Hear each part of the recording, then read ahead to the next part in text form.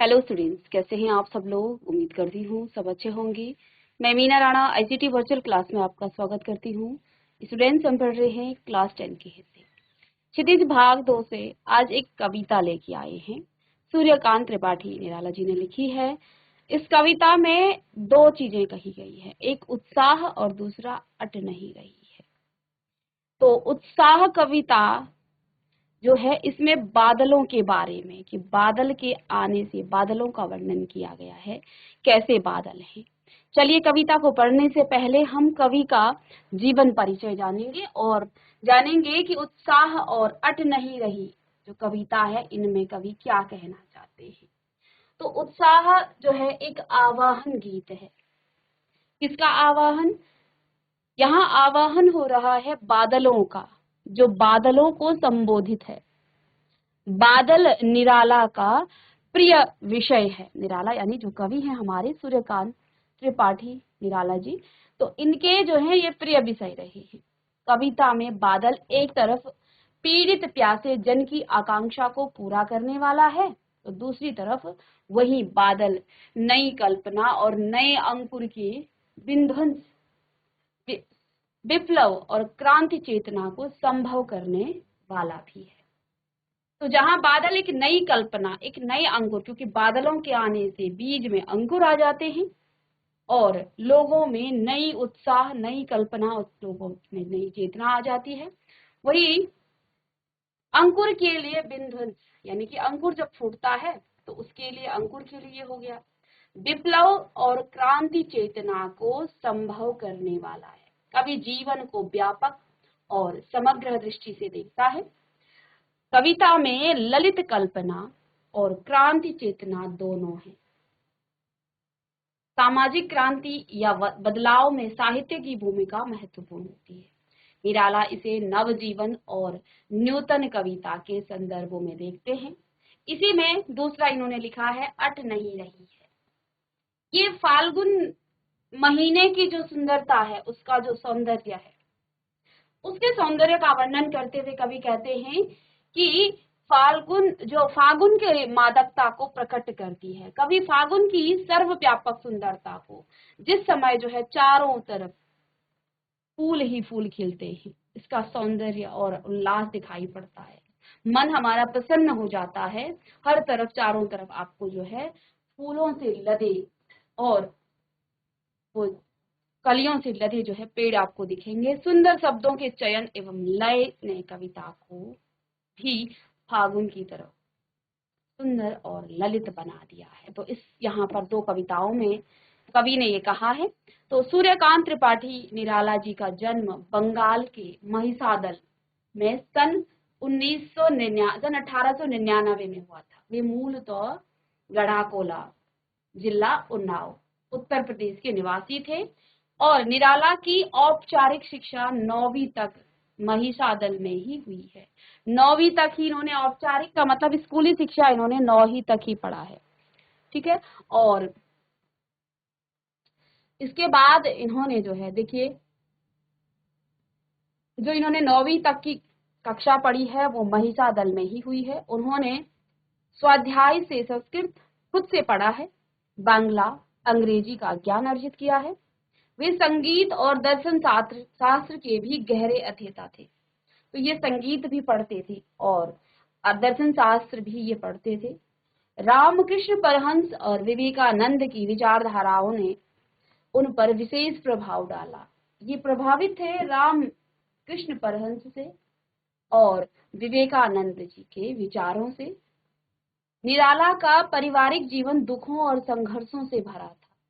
आत्मीय जनों के असामयिक निधन से उन्हें भीतर तक तोड़ दिया था। तो इनका जो पारिवारिक जीवन रहा वो दुखों और संघर्षों से भरा हुआ रहा। और हिंदी साहित्य में आप जिसका भी जीवन परिचय पढ़ेंगे तो आप देखेंगे कि हर कवि और हर लेखक का जो जीवन है वो दुखों से भरा था, वो संघर्षों से भरा रहा। और दुखों और संघर्षों के बाद ही व्यक्ति जो है उभरता है और एक नई चेतना उसके अंदर आती है और वो जो है अपने आप को जो है साबित करता है। तो जैसा कि निराला जी का जीवन, जो पारिवारिक जीवन रहा, वो भी दुखों और संघर्षों से भरा था।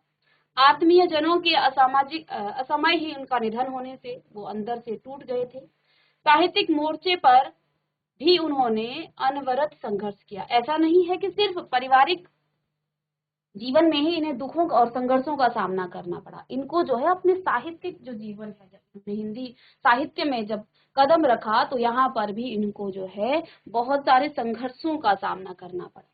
सन 1961 में उनका देहांत हो गया था और उनकी प्रमुख जो काव्य रचनाएं हैं वो है अनामिका, परिमल, इनको आप लिख लीजिएगा, परिमल, गीतिका, कुकुरमुत्ता और नए पत्ते। उपन्यास, कहानी, आलोचना और निबंध लेखन में भी उनकी ख्याति अविस्मरणीय है। निराला रचनावली के 8 खंडों में उनका संपूर्ण साहित्यिक प्रकाशित किया गया है।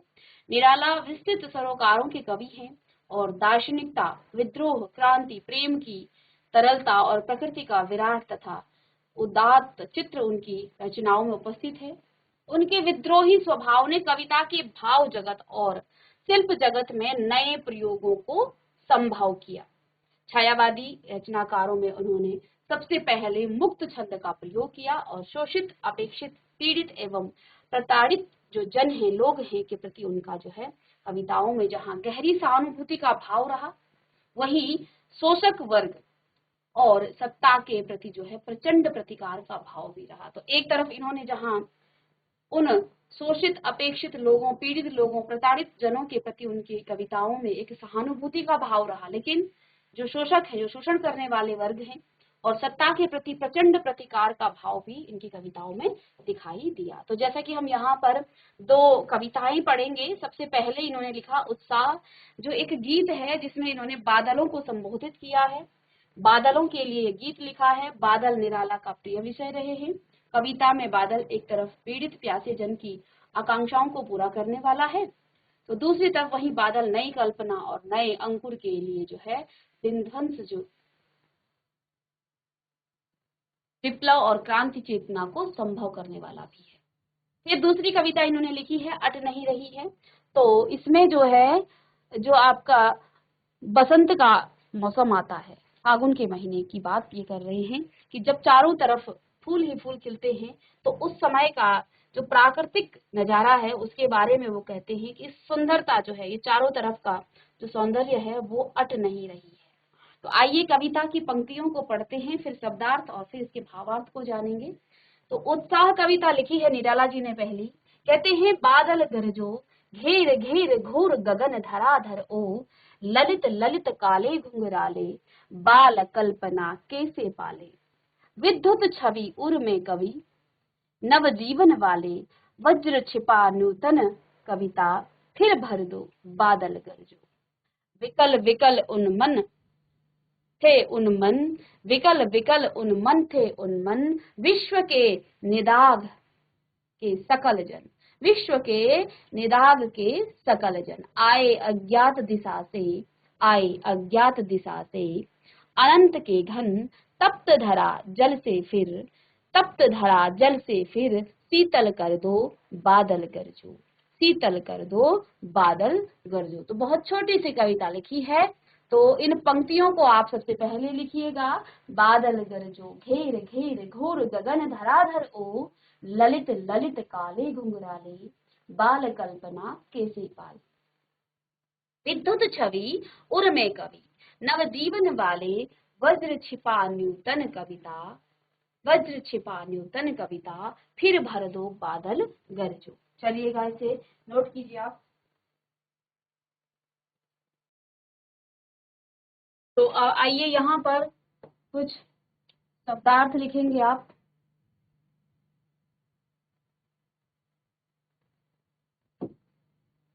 चलिए, गरजो का अर्थ क्या हो गया?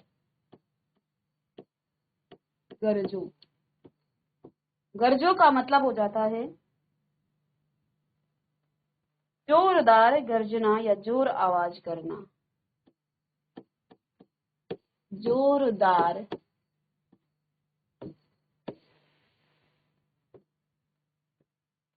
गर्जना या फिर जोरदार जो है आवाज करना।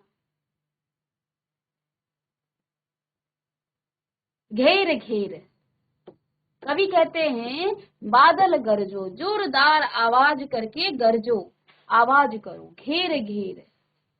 अर्थात घेर घेर का मतलब हो गया घेर घेर घोर गगन। क्या करो?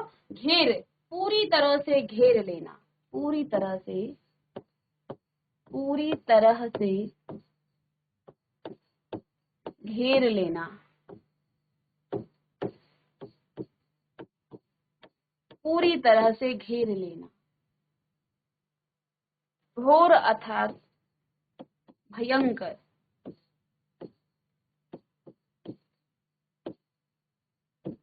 भयंकर, घोर भयंकर। काले घुंघराले, काले घुंघराले, बाल कल्पना, ललित ललित काले घुंघराले। ललित होता है, ललित ललित, ललित कहा है सुंदर, सुंदर। ललित का अर्थ है सुंदर। ललित ललित काले अर्थात घुंघराले, यानी कि गोल गोल छल्ले के जो आकार के होते हैं, घुंघराले।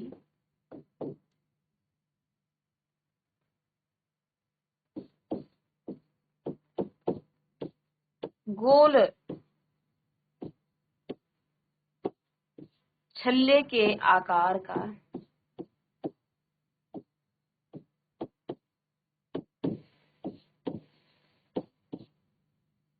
गोल छल्ले के आकार का।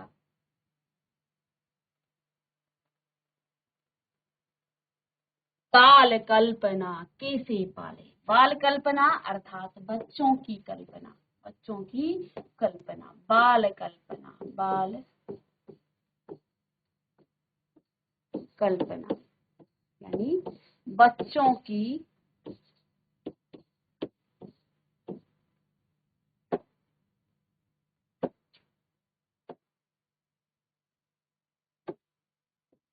बच्चों की कल्पना। बाल कल्पना अर्थात बच्चों की कल्पना। कैसे पाले अर्थात की तरह बदलना, के से पाले यानी कि की तरह बदलना,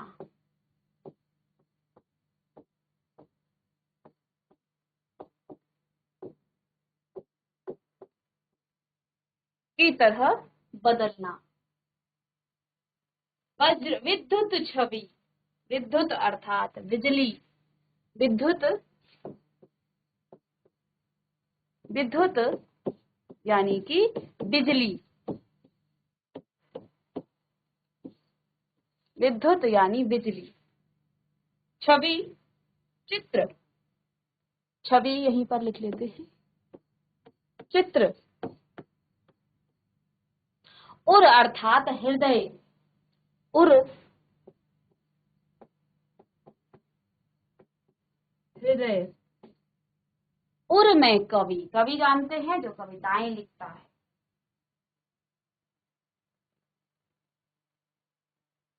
इसके बाद वज्र, यहाँ कठोर को कहा गया है।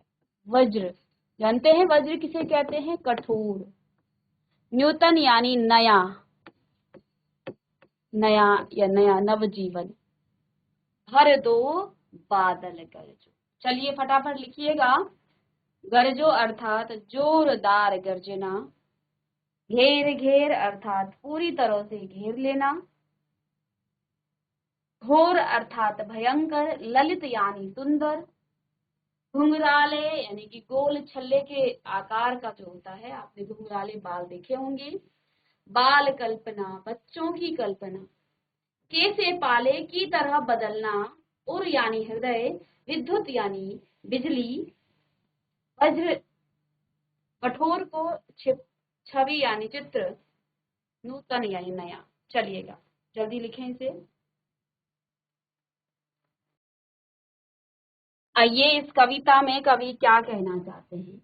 कविता में कवि कहते हैं कि बादल गरजो, हे बादलो तुम गरजो, जोरदार गर्जना करो। क्यों करो? घेर घेर घोर गगन धाराधर हो, धाराधर बादल को कहा गया है। हे बादलो तुम जोर से गर्जना करो, धाराधर यानी बादल को कहा गया है। तुम क्या करो? इस गगन यानी आकाश को जो पूरी तरह से घेर लो, घेर घेर यानी पूरी तरह से इस पूरे आकाश को घेर लो, धाराधर। हे बादलो तुम इस पूरे आकाश को पूरी तरह से क्या कर लो? घेर लो।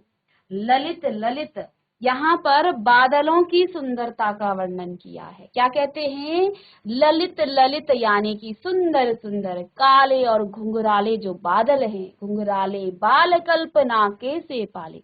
जिस प्रकार से बच्चों की कल्पनाएं हर वक्त बदलती रहती है। आपने बादलों के स्वरूप को देखा होगा। अभी आपको बादल बहुत घने दिखेंगे, फिर छठे दिखेंगे, फिर अलग अलग प्रकार से जब आप कभी बादलों को गौर से देखोगे तो जिस प्रकार से बच्चों की कल्पनाएं बदलती रहती है, ऐसे ही बादलों का जो स्वरूप है वो बड़े सुंदर लगते हैं। सुंदर सुंदर काले और घुंघराले बाल कल्पना कैसे पाले। आपने देखा होगा बादलों को इस तरह से बनाते ना आप लोग, ऐसे ही तो बनाते हो।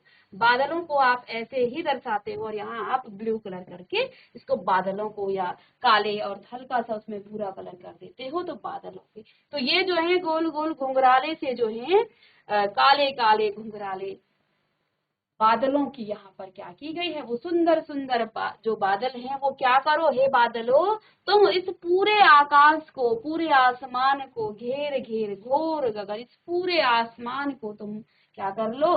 पूरी तरह से घने रूप से उसको क्या कर लो? घेर लो। और बाल कल्पना कैसी पाले। जिस प्रकार से बच्चों की कल्पनाएं क्या होती हैं? बदलती रहती हैं, ऐसे ही ये बादल भी हैं। विद्युत छवि, विद्युत यानी बिजली, क्योंकि देखिए विद्युत छवि उर्मे कवि, नवजीवन वाले वज्र अर्थात कठोर, छिपा नया जीवन, छिपा नूतन कवि, फिर भर दो बादल गरजो। अब यहाँ पर कवि क्या कहते हैं कि बिजली के समान अपने विचारों को जन्म दो और फिर उसमें नई कविताओं का सृजन करो। कवि ने बादलों की तुलना कवि से की है, क्योंकि जिस प्रकार बादल धरती के सभी प्राणियों को क्या करते हैं? नया जीवन प्रदान करते हैं, उसी प्रकार यहाँ पर कवि जो है हमारे अंदर के सोए हुए साहस को भी जगाते हैं। एक कवि जो है अपनी कविताओं से हमारे मन के सोए साहस को, हमारे मन के जो भावों और विचारों को वो क्या करता है? उत्साहित करता है और हमें जो है साहस आ जाता है उन कविताओं को पढ़ करके।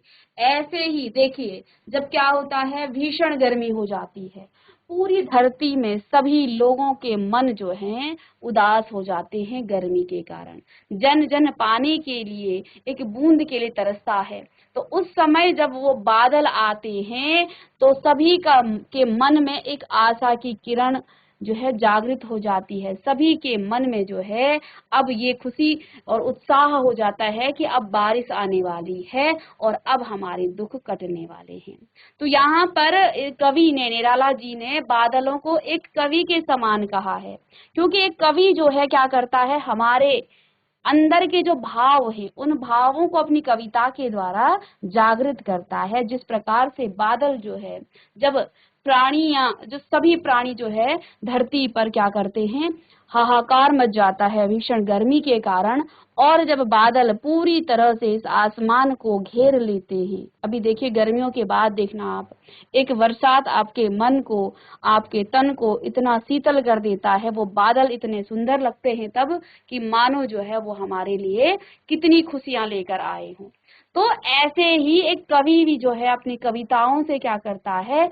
लोगों के मन के उत्साह को वो जागृत करता है, जैसे ये बादल हैं। इसलिए यहाँ कवि ने बादलों को और कवि के समान बताया है कि जैसे बादल लोगों के मन को खुशियां उत्साह से भर देता है, ऐसे ही एक कवि भी जो है ऐसा ही कुछ करता है। तो आप लिखिएगा इसमें, कवि बादलों से जोर जोर से गरजने का निवेदन करते हुए बादलों से कहते हैं कि हे बादल, तुम जोरदार गर्जना अर्थात जोरदार आवाज करो और आकाश में चारों तरफ फैल जाओ। बादल गरजो घेर घेर घोर गगन धाराधर हो। हे बादलों, तुम इस पूरे आकाश को घेर लो और चारों तरफ जो है गर्जना करो। और देखो, जब बादल छाएंगे तो बादलों का काम ही यही होता है कि वो बारिश करेंगे। ठीक है, तो जब बादल पूरे आकाश को छा जाएंगे, पूरे आकाश में छा जाएंगे, तो वो गर्जना करेंगे ही करेंगे। ठीक है, तो ललित ललित काले घुंघराले, यहाँ पर बादलों के सौंदर्य का वर्णन करते हुए कवि कहते हैं ललित ललित अर्थात सुंदर सुंदर, काले घुंघराले अर्थात गोल छल्ले के आकार के समान बादल तुम किसी छोटे बच्चे की कल्पना की तरह हो। कहने का तात्पर्य यह है कि जैसे छोटे बच्चों की कल्पनाएं पल भर में बदलती हैं तथा हर पल उनके मन में नई नई बातें या कल्पनाएं जन्म लेती हैं, ठीक उसी प्रकार तुम भी बादल आकाश में हर पल अपना रूप यानी आकार बदल रहे हो। आपने देखा होगा कि अभी आप आसमान में देखेंगे तो आसमान आपको साफ दिखेगा, फिर आपको बहुत छोटे छोटे कम बादल दिखेंगे, कभी आपको बहुत ज्यादा बादल दिखेंगे, कहीं आपको साफ दिखेगा, कहीं आपको बादल घिरे हुए दिखेंगे। तो यहाँ पर एक छोटे बच्चे से इन सुंदर बादलों की जो है तुलना की जा रही है कि जिस प्रकार से एक छोटे बच्चे की कल्पनाएं हर पल बदलती रहती है, वो अपने विचारों को हर पल जो है बदलता है, ऐसे ही बादलों को भी कहा गया है कि तुम एक छोटे बच्चे की कल्पना के समान हो, क्योंकि तुम्हारा रूप भी जो है आकाश में हर पल बदला हुआ दिखता है। ठीक है, कभी आगे बादलों से कहते हैं कि तुम अपने हृदय में बिजली के समान ऊर्जा वाले विचारों को जन्म दो और फिर उसमें एक नई कविता का सृजन करो। कवि तो और कवि ने यहाँ बादलों की तुलना कवि से कर दी है। ठीक है, निराला जी ने क्या कहा है कि जिस प्रकार बादल धरती के प्राणियों को नया जीवन प्रदान करते हैं, उनके धरती के सभी प्राणियों में जो है एक नया उत्साह भर देते हैं, साहस उनके अंदर भर देते हैं, ऐसे ही कवि भी क्या करता है, अपनी कविताओं से वो मानव जन के मन में जो है एक नया उत्साह, अपनी कविताओं के माध्यम से वो एक नया उत्साह, एक नई उमंग जो है उसमें उनमें जागृत कर देता है। तो यहाँ पर कहते हैं कि तुम अपने हृदय में जो है अत्यधिक साहस, बिजली के समान जो है साहस रखकर जो है गरजो और फिर जो है लोगों में नई उमंग सबको बताओ, क्योंकि जब बादल के गरजने की आवाज होती है और गर्मी से जो है चारों तरफ हाहाकार मच जाता है, तो उस समय ये बादल की गर्जना अत्यधिक सुंदर लगती है और इसे सुनकर मन में जो है एक शांति का आभास होता है। आगे कहते हैं कवि, विकल विकल उन्मन थे उन्मन, विश्व के निदाघ के सकल जन, आए अज्ञात दिशा से अनंत के घन, तप्त धरा जल से फिर शीतल कर दो बादल गरजो। विकल विकल उन्मन थे, उन्मन थे उन्मन, विकल यानी कि व्याकुल थे, बेचैन थे, अधीर थे। कौन? उन्मन यानी उदास। कहते हैं विकल विकल उन्मन थे उन्मन, विश्व के निदाघ, निदाघ का मतलब होता है वह मौसम या समय जब कड़ी धूप होती है। तो आइए इनके शब्दार्थ लिखते हैं पहले और फिर चलिए, तो यहीं पर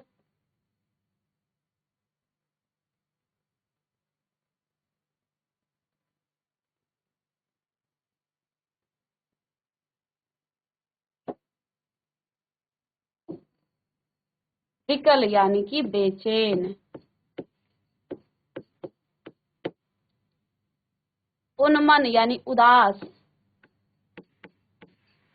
चलिए लिख लीजिएगा आप, विकल का अर्थ होता है बेचैन, उन्मन यानी उदास, अब यहाँ कवि क्या कहते हैं, विकल विकल उन्मन थे उन्मन, कौन, विश्व के निदाघ के सकल जन, विश्व में जितने भी लोग हैं वो सब जो हैं बहुत ही बेचैन थे, उदास थे, किससे, इस गर्मी के मौसम से, ठीक है।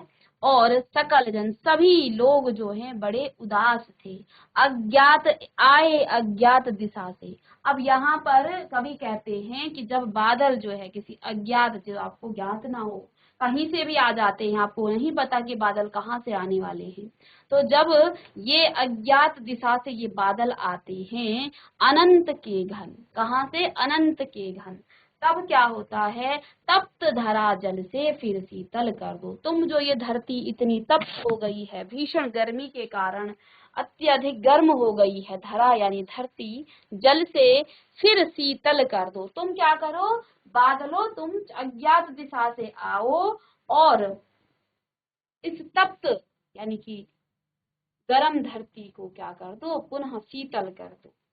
यहाँ पर कवि क्या कहते हैं कि अत्यधिक गर्मी से परेशान लोगों के मन की स्थिति का वर्णन करते हुए कवि कहते हैं कि संसार के सभी लोग अत्यधिक गर्मी के कारण बेहाल हैं, व्याकुल हैं, और अत्यधिक गर्मी के कारण अब उनका मन कहीं नहीं लग रहा है।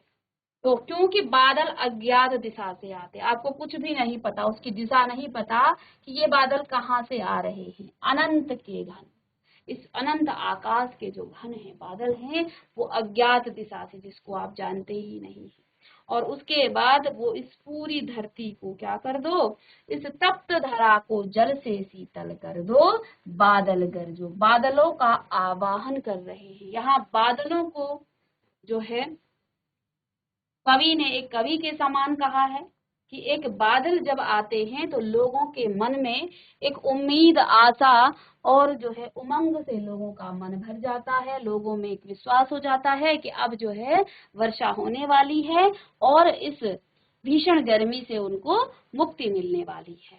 तो यहाँ कहते हैं विकल विकल उन्मन थे उन्मन, विश्व के निदाग के सकल जन, इस विश्व के सभी लोग जो हैं इस भीषण गर्मी से बेचैन हो गए थे और उदास हो गए थे, आए अज्ञात दिशा से अनंत के घन, तप्त धरा जल से फिर शीतल कर दो। कहते हैं ये जो घन है, ये जो बादल हैं, ये अज्ञात दिशा से आते हैं और अनंत, अब यहाँ पर आवाहन कर रहे हैं तो कह रहे हैं कि तुम अज्ञात दिशा से आओ और कहाँ से, एक अनंत के घन यानी इस पूरे अनंत आसमान से आओ और इस तप्त यानी कि भीषण गर्मी से अत्यधिक गर्म धरा यानी धरती को जल से फिर से तुम शीतल कर दो, बादल गरजो। तो ये बादल गरजो कविता थी और इसमें जो है कवि ने बादलों का आवाहन किया है कि हे बादलों अब आओ और इस पूरे आसमान को क्या कर दो, पूरे आसमान को घेर लो, ठीक है। और तुम्हारी जो सुंदरता है, तुम जो सुंदर सुंदर काले घुंघराले हो, तुम जो हो बच्चों की कल्पना के समान हो, तुम्हारे हृदय में विद्युत के समान जो है ऊर्जा है, जैसे जितनी विद्युत में ऊर्जा होती है ऐसे ही तुम्हारे उर में ऊर्जा है। और कवि नवजीवन, तो तुम क्या करो, आओ लोगों के मन को जो है उत्साह से भर दो, कल्पनाएं, लोगों की जो कल्पनाएं हैं एक कवि के समान जो है यहाँ बादलों को बताया गया है कि जैसे एक कवि होता है और वो क्या करता है, अपनी कविताओं से लोगों में उत्साह भर देता है, लोगों के मन की जो निराशा है उसे आशा में परिवर्तित कर देता है। ऐसे ही बादलों को भी कहा है कि जिस समय लोग भीषण गर्मी के कारण जो है परेशान हो जाते हैं, वो जो है बेचैन हो जाते हैं, उदास हो जाते हैं, उनमें नया नया जीवन भरने वाले ये बादल हैं। तुम जो है इस धरा के, इस विश्व के सभी लोगों के मन को क्या कर दो, आशा से भर दो और इस तप्त धरा को फिर से जल से शीतल कर दो। चलिएगा, तो भावार्थ में लिखेंगे आप कि अत्यधिक गर्मी से परेशान लोग जब धरती पर वर्षा हो जाने के बाद भीषण गर्मी से राहत पाते हैं, उनका मन फिर से नए उत्साह व उमंग से भर जाता है। इसी कारण कवि बादलों से निवेदन करते हैं कि वो जोरदार बरसात कर धरती को ठंडक दें और लोगों में नया उत्साह भर दें। चलिए,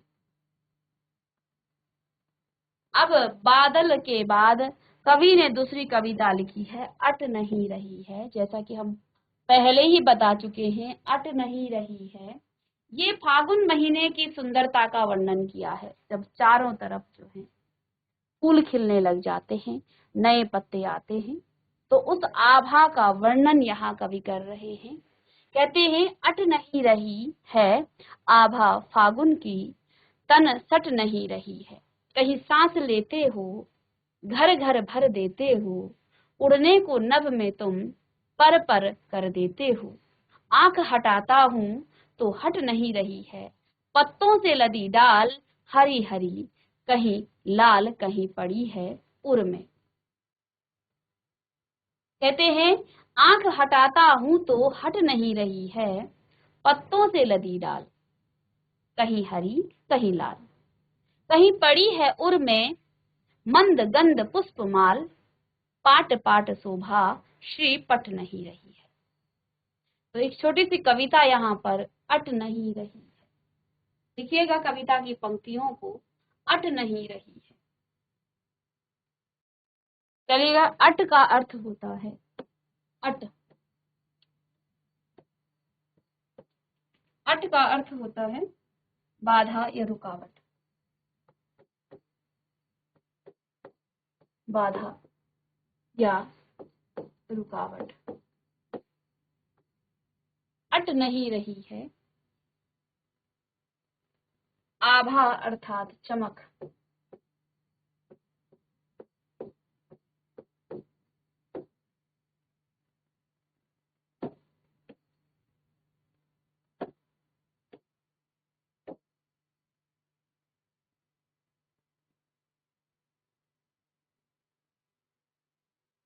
तन की, शरीर की, तन अर्थात शरीर। तो फागुन जो है, आप जानते हैं, एक महीने का नाम है, ठीक है, जो आपके बसंत ऋतु में जो है ये माघ के बाद आने वाला सट यानी समान।